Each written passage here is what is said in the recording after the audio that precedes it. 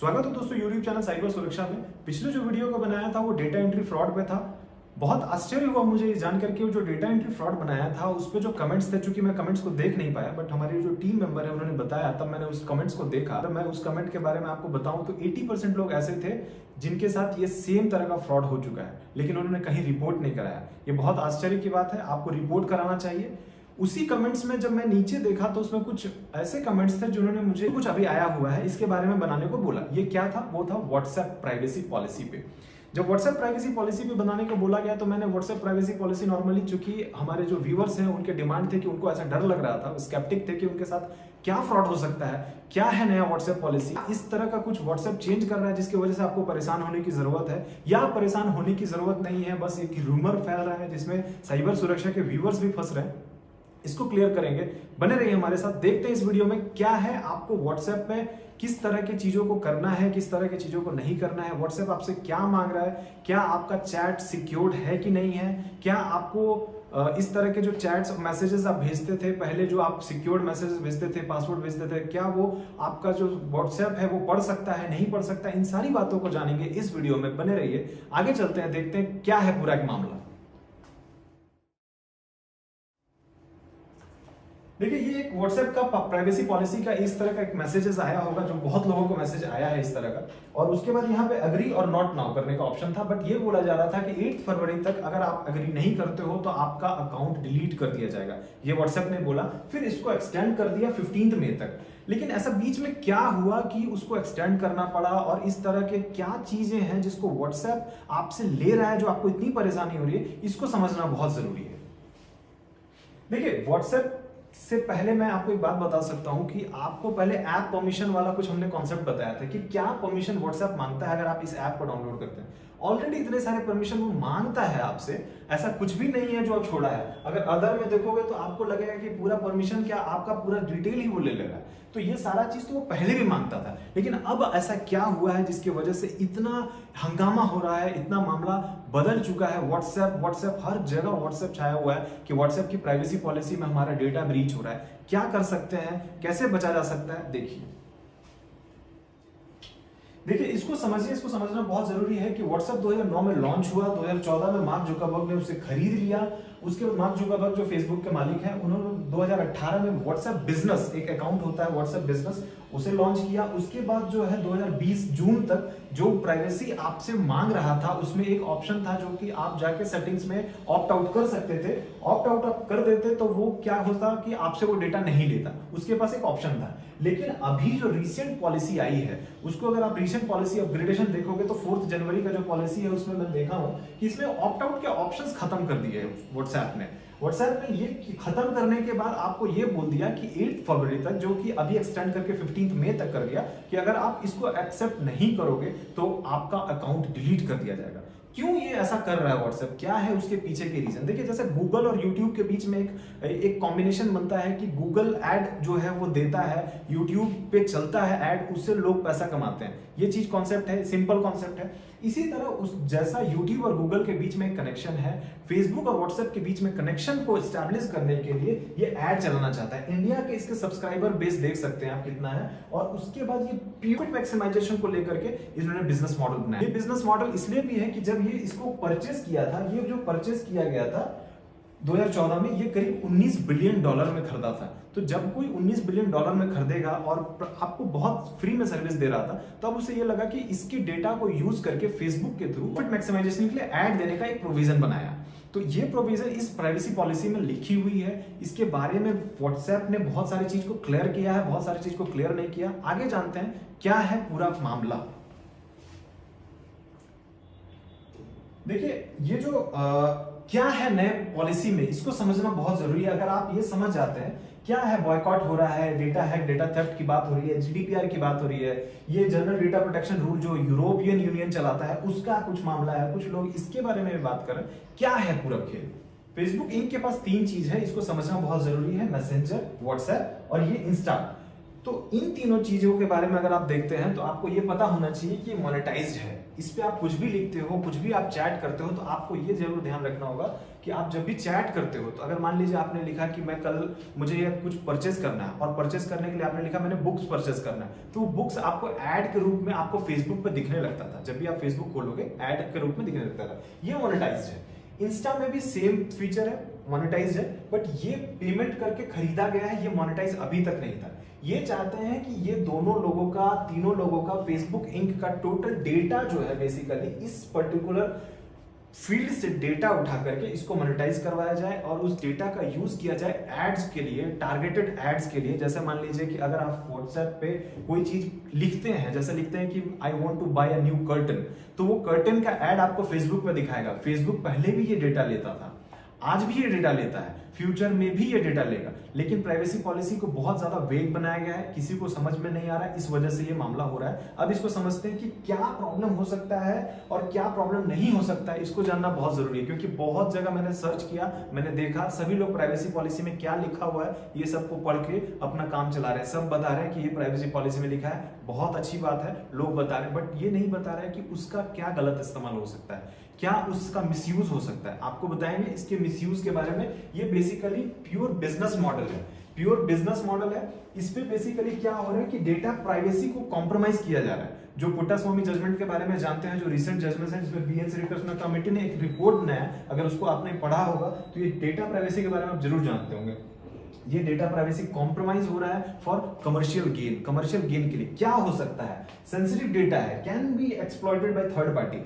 Third party को Facebook, obvious बात है, थर्ड पार्टी को लॉन्च कराएगा, थर्ड पार्टी के बाद थर्ड पार्टी उस डेटा को लेगी, थर्ड पार्टी डेटा मैनिपुलेट करेगी, आपका जो नॉन पर्सनल डेटा है उसका यूज आपके बिहेवियर पैटर्न को चेंज करने के लिए किया जा सकता है, सोशल इंजीनियरिंग के लिए किया जा सकता है, और कम्युनल हार्मनी को बहुत हद तक इफेक्ट कर सकता है। आप किसी पॉलिटिकल पार्टी से जुड़े हुए हैं या आप किसी पॉलिटिकल पार्टी को सपोर्ट करते हैं, अगर आप किसी पॉलिटिकल पार्टी को सपोर्ट कर रहे हैं, आप मान लीजिए कि एक पर्टिकुलर पॉलिटिकल पार्टी को सपोर्ट करते हैं, आप उसके बारे में देखते हैं, पढ़ते हैं, अच्छा अच्छा आपको मिलता है, आप अभी इन्फ्लुएंस्ड नहीं है। लेकिन अगर आपको फेसबुक बार बार कोई एक ऐसा चीज को दिखाने लगे, क्योंकि व्हाट्सएप पे अभी एड्स की बात नहीं है, फेसबुक एक एड्स के रूप में आपको दिखाने लगे कि दूसरा जो आपका ऑपोजिशन पॉलिटिकल पार्टी है इस डेमोक्रेसी में, जो ओपोनेंट पार्टी है, उसका फीचर्स जो है वो आपको बताए कि बहुत अच्छा है, बहुत अच्छा चीज है, ये पार्टी बहुत अच्छी है, ये पार्टी ये काम की है, तो आपका हो सकता है कि थोड़ा डायमेंशन चेंज हो जाए, आपको लगे कि नहीं ये पार्टी को नहीं, हम इस पार्टी को, आप इन्फ्लुएंस हो जाते हो, वोट कर सकते हैं उस पार्टी को, ये सारी चीजें आप इन्फ्लुएंस हो जाते हो।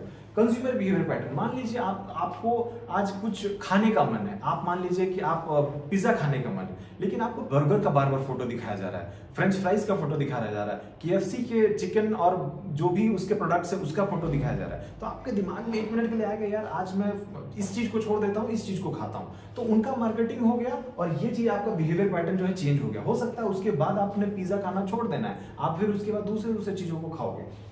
कम्युनल हार्मनी, अगर मान लीजिए कि लगता है कि आपको किसी पर्टिकुलर पार्टी के बारे में बहुत अच्छी चीज दिखाया जाए, किसी और दूसरे पार्टी के लिए नेगेटिव दिखाया जाए, तो हो सकता है कि आपके बीच का जो आपसी भाईचारा है वो बिगड़ सकता है। वो होता क्या है कि मान लीजिए कि आप किसी पर्टिकुलर पॉलिटिकल पार्टी के लिए एक अपना व्यू पॉइंट रखते हैं, दूसरा जो होता है वो दूसरा व्यू पॉइंट रखता है। फेसबुक आपने दोनों चलाते हैं, दोनों ने आपने एक पोस्ट किया जो आपको भी नहीं पता है कि वो एक्चुअली में क्या है। थर्ड पार्टी का नॉन पर्सनल डेटा लेकर, थर्ड पार्टी जो होती है नॉन पर्सनल डेटा लेकर के ये चीज कर सकती है, तो आप दोनों के बीच में एक द्वंद्व पैदा हो सकता है, आप एक दूसरे को कमेंट कर सकते हो, और कमेंट करने का क्या नतीजा हो सकता है और एक र्यूमर क्या हो सकता है वो आपको बेहतर पता है, इसके बारे में बताने की जरूरत नहीं है। व्हाट्सएप हमसे क्या क्या डेटा पहले भी लेता था और नए पॉलिसी में क्या क्या ले रहा है उसको एक छोटी सी तरीके से जानते हैं कि वो आपका हार्डवेयर, मोबाइल का हार्डवेयर मॉडल लेता है, बैटरी लेवल लेता है, स्टेटस लेता है, ऑपरेटिंग सिस्टम ले रहा है, आईपी एड्रेस ले रहा है, प्रोफाइल पिक ले रहा है, सिग्नल स्ट्रेंथ ले रहा है। आपको लगेगा कि इन सब चीजों से क्या हो सकता है, ऑब्वियस बात है कुछ नहीं हो सकता है। मेरा सिग्नल स्ट्रेंथ से किसी को क्या फर्क पड़ता है, मेरे प्रोफाइल पिक से बहुत फर्क नहीं पड़ता, मैं अपना प्रोफाइल पिक लगाता हूँ, नहीं लगाता हूँ, बदल देता हूँ। ऑपरेटिंग सिस्टम से क्या हो सकता है, स्टेटस से मेरा किसको क्या मतलब है, मैं अपना स्टेटस लगाता हूँ, ये मेरी खुद की अपनी कैपेबिलिटी है, अपनी कैपेसिटी है, तो क्या कर सकते हैं, स्टेटस से तो कोई फर्क नहीं पड़ता। लेकिन इसको एक कहानी के माध्यम से समझेंगे। 2008 में इंसिडेंट हुआ था, इसको समझना बहुत जरूरी है कि क्या कुछ हो सकता है और इसके क्या इंप्लीकेशंस है। इस कहानी को आप जरूर सुनिए और समझिए कि क्या है पूरा मामला।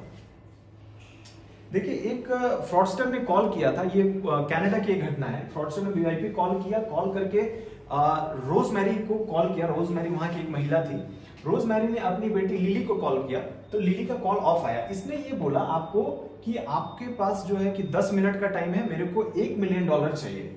$1 मिलियन उन्होंने मांगने के लिए उसने 3-4 चीजों को बताया। उसने बोला कि आपकी डॉटर किडनैप हो चुकी है, वो आप अभी किचन में हो, जिनसे वो बात कर रहा था बोला आप अभी किचन में हो, आपने ब्लू साड़ी पहन रखी है और आप कल मॉल घूमने गए थे, अभी आप ड्राइंग रूम में जाओ किचन रूम से, और ड्राइंग रूम में जाओ तब जो महिला ड्राइंग रूम में गई तो बोली कि आपके पीछे का जो पेंटिंग है वो करीब $10,000 का है। उसके बाद उन्होंने बोला कि मुझे को 1 मिलियन पैसा भेजो। 911 पे आप कॉल नहीं करना, 911 पे कॉल करना, पुलिस को खबर करने की कोशिश नहीं करना। आप अगर ये सब चीज करते हो तो आप अपनी बेटी को कभी देख नहीं पाओगे। इन्होंने कॉल किया, इनकी बेटी कॉल नहीं उठाई, बेटी का कॉल नहीं लगने की वजह से 10 मिनट में उन्होंने 1 मिलियन ट्रांसफर किया। क्या हुआ उसे कुछ नहीं समझ में आया। इनको, इस महिला को ये लग रहा था कि जो सामने वाला बंदा है वो लगातार इन पर नजर रखे हुए, ये एक्सटॉर्शन कॉल है। उस बंदे ने 10 मिनट में 1 मिलियन कमा लिया। ये डेटा जो है एक न्यू गोल्ड है, न्यू ऑयल है। कैसे क्या कुछ हुआ था, और जो आपका जो हमने आपको थोड़ी देर पहले बताया कि क्या कुछ था उसमें, स्टेटस से क्या हो सकता है, सिग्नल स्ट्रेंथ से क्या हो सकता है, इसको देखिए क्या मामला हुआ। देखिए इस बच्ची का जो बैटरी था ना, वो बैटरी का जो हमने पीछे दिखाया कि बैटरी का वो लेता है कि कितना परसेंटेज बैटरी है, उस बैटरी का परसेंट देखा वो लड़की का बहुत लो था। उसको पता चल गया कि बैटरी का परसेंटेज अब लो है तो फोन कभी भी स्विच ऑफ हो सकता है। उसने इस महिला का स्टेटस देखा, वो महिला हमेशा स्टेटस अपडेट करती थी और बहुत ज्यादा एक्सपेंसिव चीजों को लगाती थी। उसको ये समझ में आ गया ये महिला बहुत पैसे वाली है। तीसरा, वाईफाई स्ट्रेंथ देखा, जब ये महिला किचन में थी ना तो उस समय वाईफाई का स्ट्रेंथ बहुत वीक आ रहा था, तो उसको समझ में आ गया कि अभी किचन में है वो महिला। अगर वो ड्राइंग रूम में जाती है तो ड्राइंग रूम में उसने वाईफाई लगा रखा है, क्योंकि उसने फोटो डाल रखा था स्टेटस पे। ड्राइंग रूम में जब वो थी तो उसने स्टेटस अपडेट किया था, जिसके पीछे की पेंटिंग था उसका प्राइस उसने देखा तो वो $10,000 का था। उसके बाद इसने अपडेट, अपना जो पिक अपडेट किया था इसी ने उसमें बोला कि आप अभी ब्लू साड़ी पहने हुए हो। ये पिक अपडेट किया था उस पर्टिकुलर डे का। उसके बाद जो ये लोकेशन था, वो जो फ्रॉडस्टर था वो लोकेशन को बार बार ट्रैक कर रहा था, और ये सारी चीजें जो आपके व्हाट्सएप है, जो अभी हमने देखा है कि नए प्राइवेसी पॉलिसी में ये सारी चीजें वो लेता है। आपको लगता होगा कि इन सब चीजों का कोई बहुत फर्क नहीं पड़ता, लेकिन इन सब चीजों का क्या फर्क पड़ता है ये आप देख चुके हैं। और इसको सिर्फ 10 मिनट में इसने 1 मिलियन जो है कि इससे एक्सटॉर्ट कर लिया। ये सिंपल सा डेटा मैनिपुलेशन था। अगर थर्ड पार्टी को व्हाट्सएप डेटा बेचता है, फेसबुक के पास से डेटा थर्ड पार्टी के पास जाता है, तो क्या उसका इंप्लीकेशन होता है ये देख लीजिए। इसमें हम बहुत कुछ कर सकते हैं, इसमें बचने के बहुत सारे उपाय हैं कि आप अपने पास पावर बैंक रखो, आप स्टेटस अपडेट नहीं करो, वाईफाई स्ट्रेंथ को आप तो नहीं चेंज कर सकते हो, तो आप इस चीज को तो नहीं कुछ छेड़छाड़ कर सकते हो। अपना प्रोफाइल पिक्चर मत अपडेट करो, लोकेशन के लिए आप VPN यूज कर लो, बहुत कुछ लोग करते हैं। लेकिन क्या इससे फिर भी बचा जा सकता है, ये जानना बहुत जरूरी है। तो नया प्राइवेसी पॉलिसी में क्या है इसको देखिए। देखिए लाइव लोकेशन, ये चीज जो है ये क्या करता है, ये आपके परमिशन से लाइव लोकेशन लेता है। आप अगर शेयर करते हो, सर्च करते हो किसी लोकेशन को तो भी लेता है। IP एड्रेस, आपका एरिया कोड वो कलेक्ट करता है अगर आप लोकेशन नहीं सर्च करते हो। इट मींस कि आपका लोकेशन व्हाट्सएप, फेसबुक कभी भी दे सकता है अगर फेसबुक के साथ डेटा शेयर होता है तो।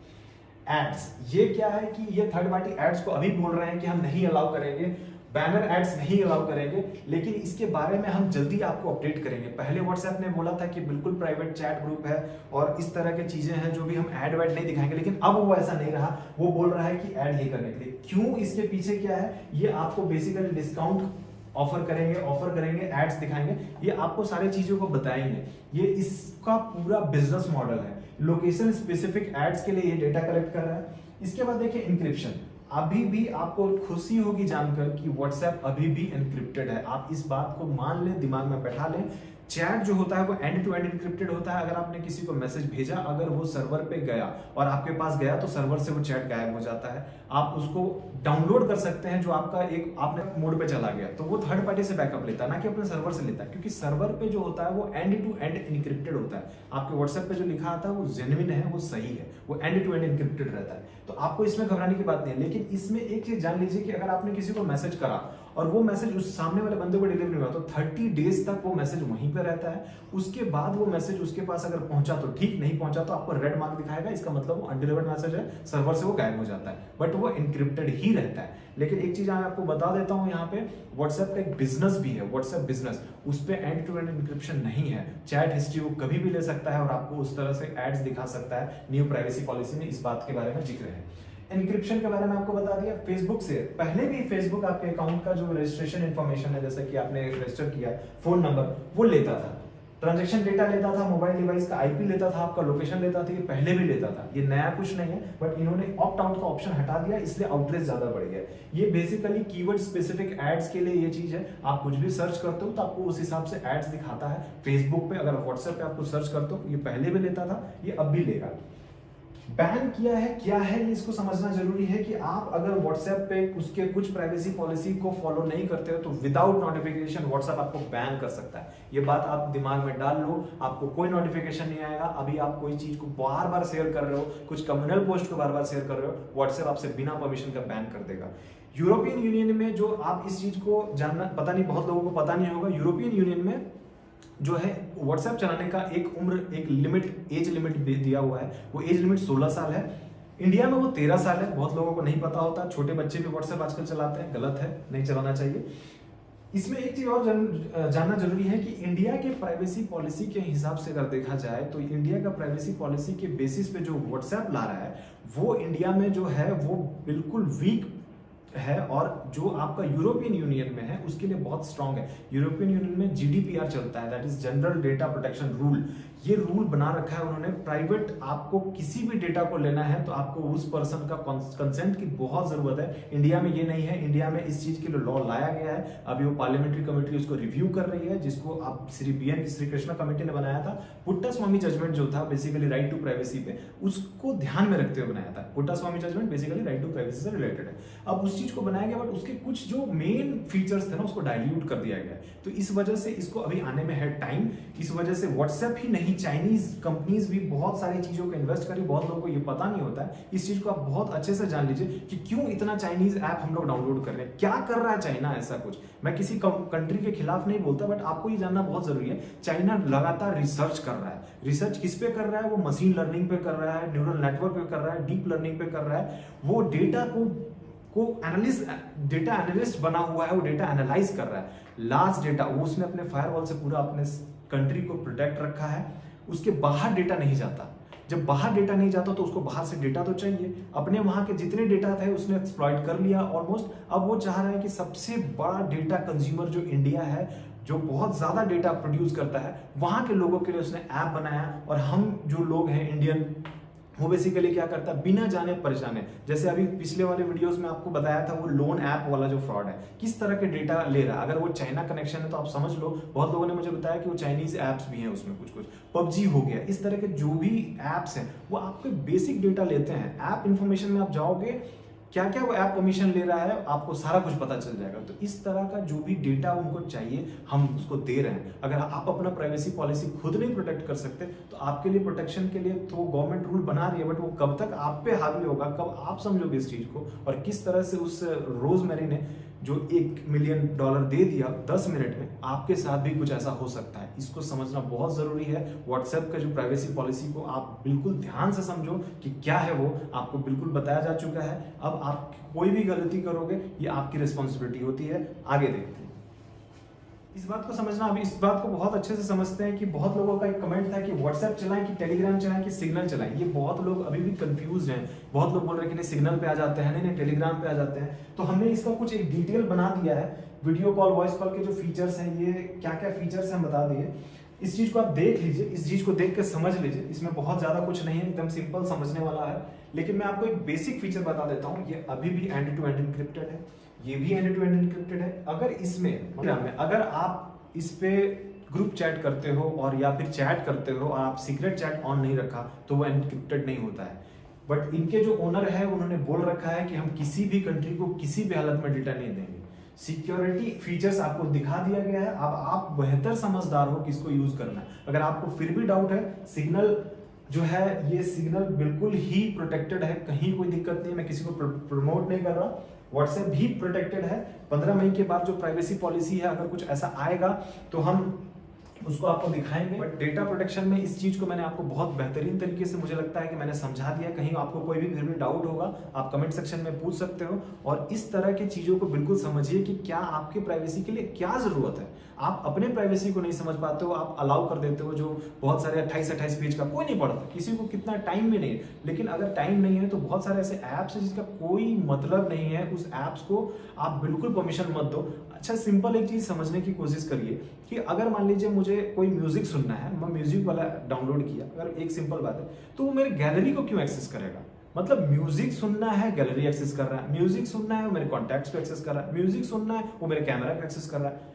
ये मुझे भी नहीं समझ में आता है क्या है इसके पीछे का फंडा। बट टोटल मिला के जो व्हाट्सएप की न्यू प्राइवेसी पॉलिसी है वो बिल्कुल एड से संबंधित है। वो अपना प्रॉफिट मैक्सिमाइजेशन करना चाहता है, व्हाट्सएप रैशनल दिखाना चाहता है अपने आप को, और rational person is always profit maximise करने के लिए वो कुछ भी कर सकता है। इस चीज को समझ लीजिए और इस चीज को जाननी है। चीजों को जानने के लिए हमसे जुड़े रहें, लगातार बने रहें, और हम आगे भी नए नए टाइप के फ्रॉड को लेकर के आपके पास आएंगे। तब तक के लिए थैंक यू वेरी मच।